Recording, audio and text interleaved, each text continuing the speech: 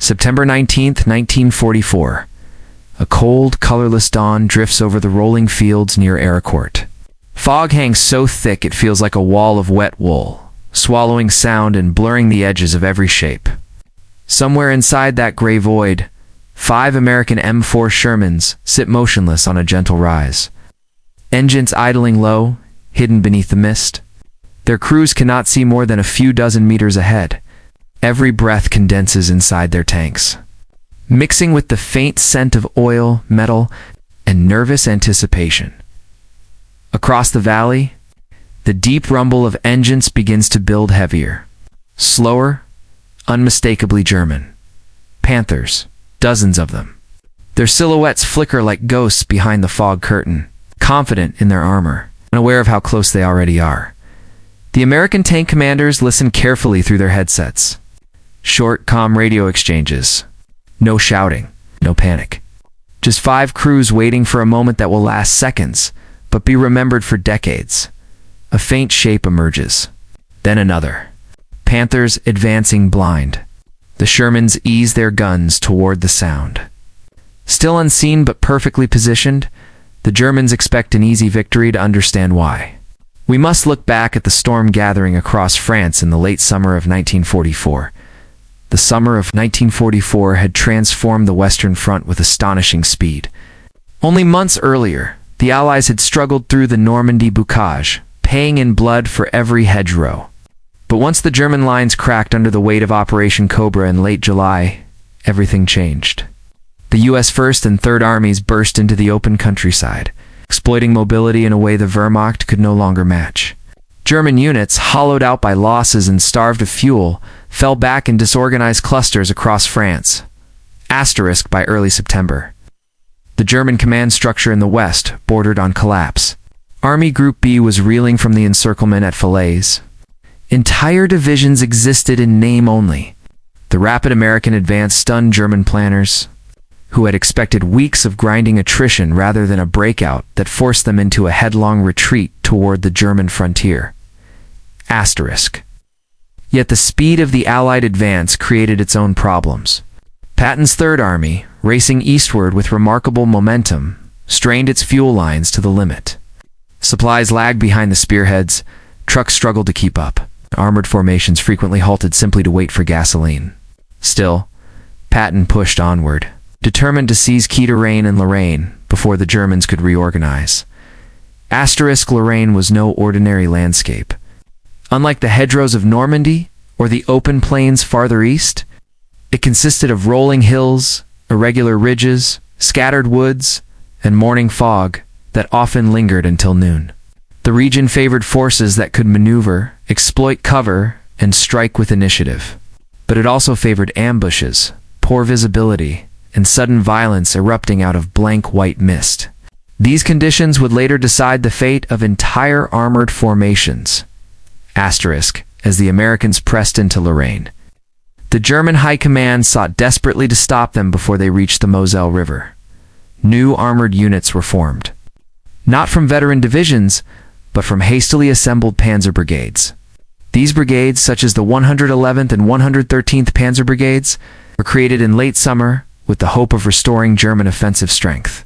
They were equipped with some of the Wehrmacht's most formidable machinery, the Panther USAF G, a tank whose long 75mm gun could penetrate a Sherman before the American crew even saw it. Asterisk on paper. The Panthers promised dominance. They possessed thicker frontal armor, superior optics, and impressive long-range firepower. German leadership believed that introducing Panthers en masse could turn the tide in Lorraine, but paper and battlefield reality rarely matched in 1944. Asterisk. The new brigades suffered from rush training and inexperienced crews. Many drivers had only a handful of hours inside their vehicles. Coordination between infantry, artillery, and armor, once a hallmark of German tactical skill, had deteriorated sharply. Worse, the brigades were sent into combat quickly, pieced together from depots, training schools, and whatever resources could be scraped together. Asterisk across from them. The U.S. 4th Armored Division. Under Major Gen. John S. Wood was among the most seasoned American armored formations in Europe. energetic, flexible, and well-coordinated. Its battalions had learned hard lessons in maneuver warfare through Normandy and beyond.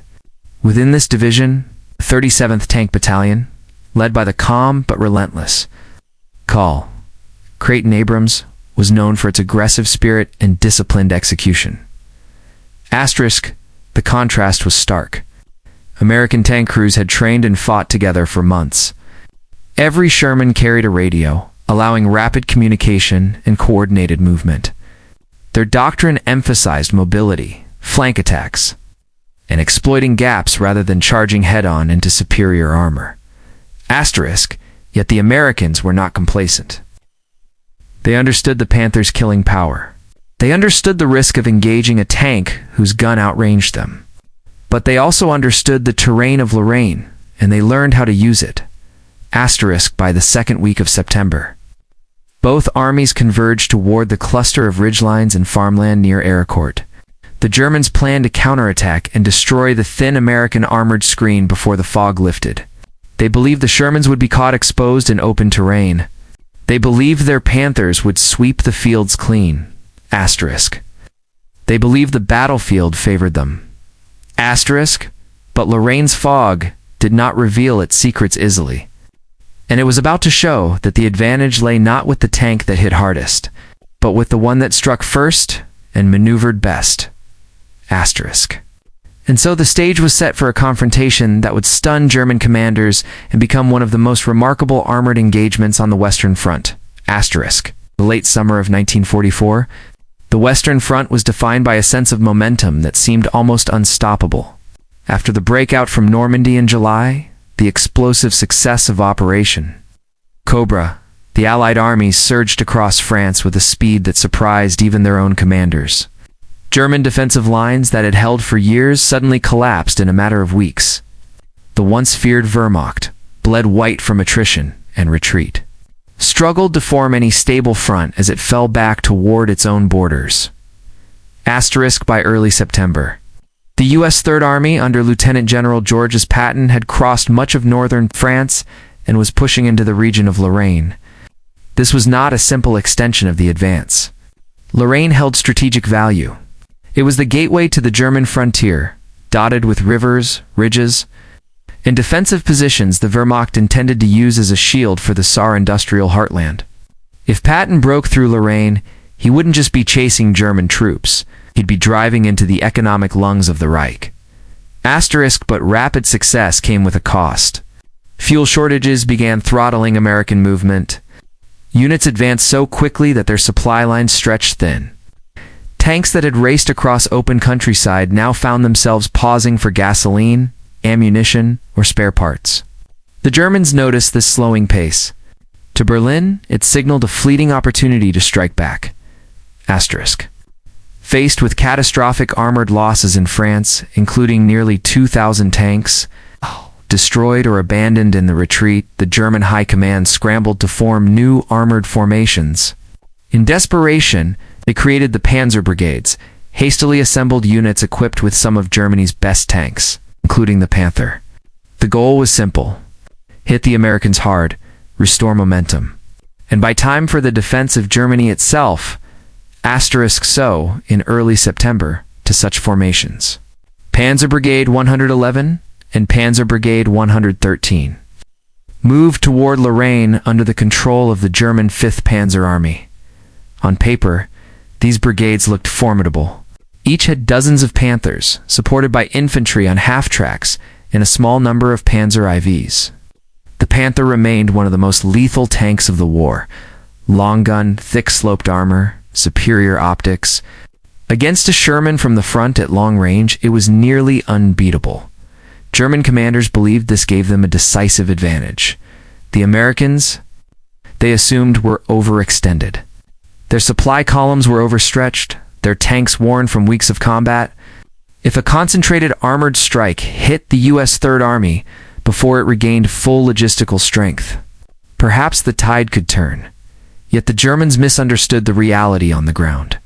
The U.S. 4th Armored Division, commanded by Major General John S. Wood and structurally supported by officers like Colonel Bruce C. Clark and Lieutenant Colonel Creighton Abrams, remained one of the most experienced armored formations on the continent.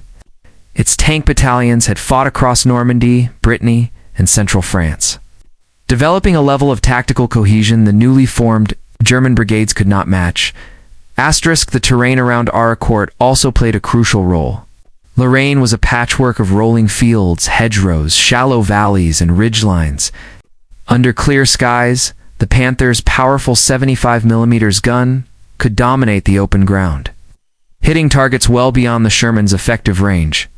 But in mid-September, the region was smothered in heavy morning fog, so dense that even experienced crews could barely identify silhouettes at close range. This changed everything. Panther's advantages were long-range firepower and frontal armor. Both were meaningless when visibility collapsed to less than 100 meters. In such conditions, battles no longer favored technical superiority. They favored agility, communication, and experience. The Sherman, with its quicker turret traverse, better crew coordination, and radio in every tank, suddenly became the more flexible weapon. Yet the Germans entered Lorraine believing the opposite. High command in Berlin, detached from battlefield realities, insisted that their new brigades could deliver a decisive blow. Reports from the field describing crew inexperience, lack of coordination, and mechanical issues were ignored. The Panthers rolled forward with barely trained crews, some with only days of familiarization tasked with defeating seasoned American veterans as German armored forces regrouped east of Nancy and prepared for the counterattack. They saw the battle ahead as a chance to restore prestige to their Panzer arm. The Americans, spread across the Arracourt region, remained alert but unaware of the scale of the strike headed toward them.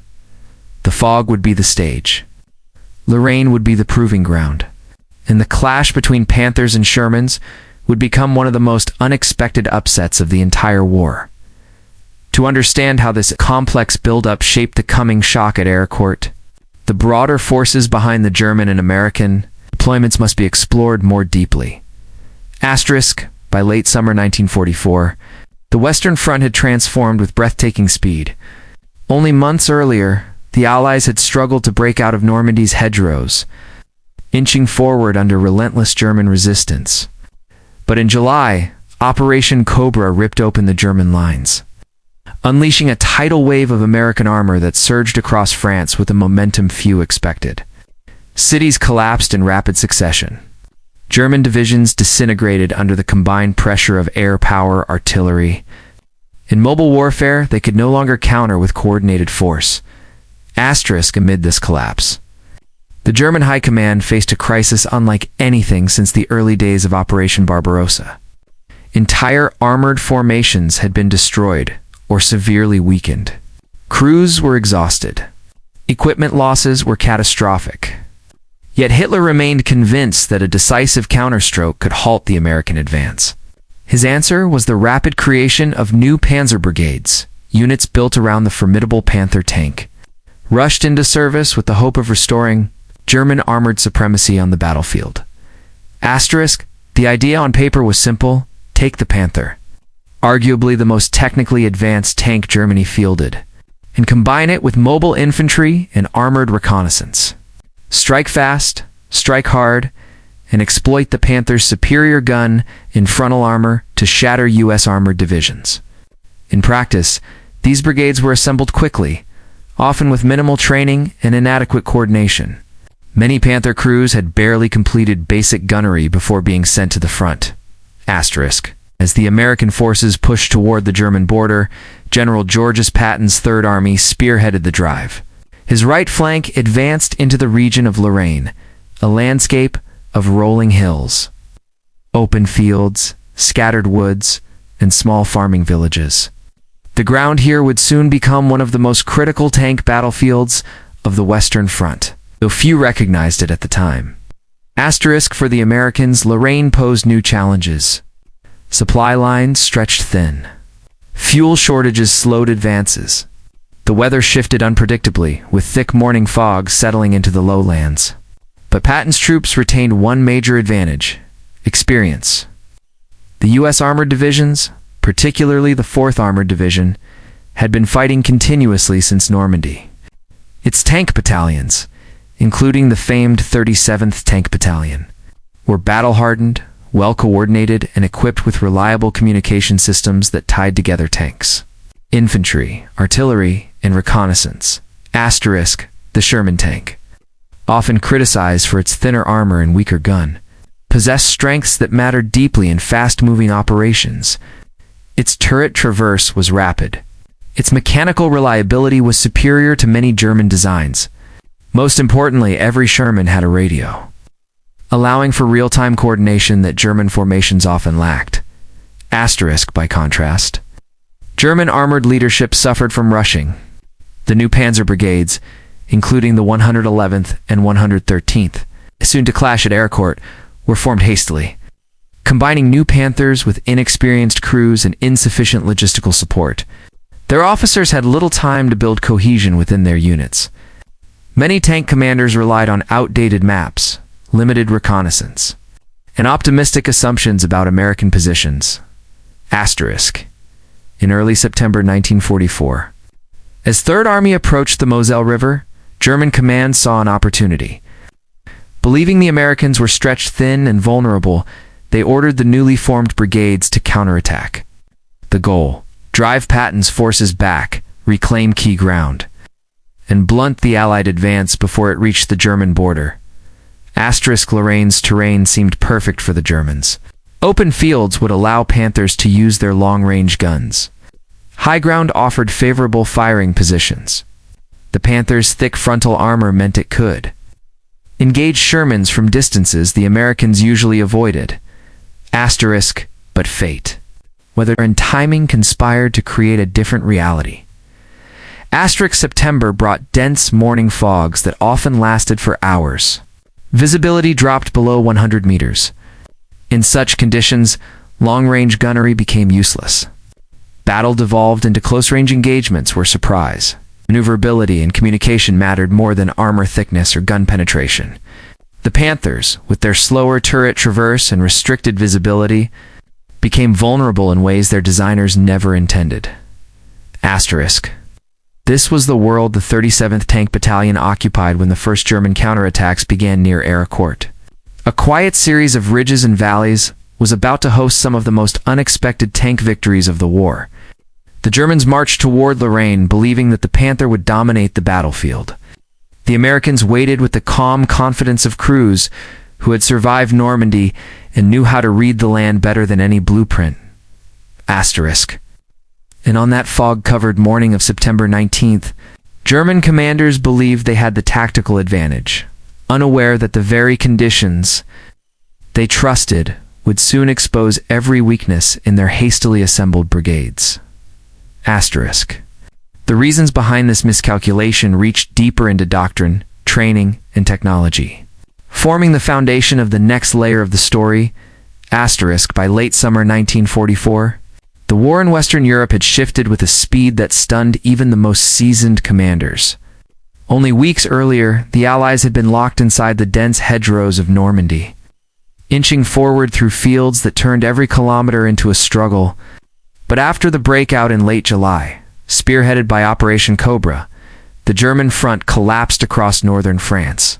Panzer divisions that had once been feared were now shadows of themselves, depleted by constant bombing, fuel shortages, and months of grinding attrition. Asterisk. By August, the German army was in full retreat. Towns were liberated so quickly that Allied maps often lagged behind the movement of their own spearheads. Patton's Third Army, unleashed into open country, advanced with such momentum that supply lines strained to keep up. Fuel became more precious than ammunition. Every commander wanted to exploit the fleeing German formations before they could reorganize, resupply, or build new defensive lines. Asterisk. Germany understood this danger. Their losses in Normandy had been catastrophic. Hundreds of tanks, Panthers, Panzer IVs, and the last operational Tigers had been destroyed or abandoned. Veteran crews, trained in years of hard fighting on the Eastern Front and in France, were gone. What remained were fragments, battalions reduced to companies, companies reduced to platoons, To rebuild quickly, German High Command created new Panzer Brigades formations built on paper strength rather than experience. These units were meant to restore the striking power of armored warfare. Using the fearsome Panther tank as their anchor, but speed came at a cost. Training was rushed. Maintenance was inconsistent. And many of the new Panther crews had only weeks, sometimes days of practice before being sent into combat. Still, the Germans believed the Panther itself could compensate for everything else. It had superior frontal armor, a long-barreled 75mm gun capable of killing a Sherman at ranges the Americans usually couldn't match, and excellent optics that gave German gunners a real advantage in open terrain. That belief shaped their expectations at Arracourt. While the Germans rebuilt. Patton's Third Army pushed toward Lorraine, a region of ridges, wheat fields, small villages, and patches of forest. Not as cramped as Normandy, but not open enough to favor long-range duels. The terrain here rolled gently, creating natural folds and concealed positions. Morning fog was common. The landscape shifted constantly between clear sight lines and sudden blindness. The U.S. 4th Armored Division moved into this area in early September, probing for weak points and trying to secure crossings toward the German border. Among them was the 37th Tank Battalion, the unit that would soon be at the center of the Arracourt story. They were veterans. They had fought through the hedgerows and learned the hard way how to exploit the Sherman's strengths and hide its weaknesses. Their advantage was not in steel. It was in experience, teamwork, radio communication, and mobility, across from them. The new German Panzer Brigades believed they were facing a scattered, overextended American spearhead. German intelligence suggested the U.S. armor in Lorraine was thin, vulnerable, and easily pushed back.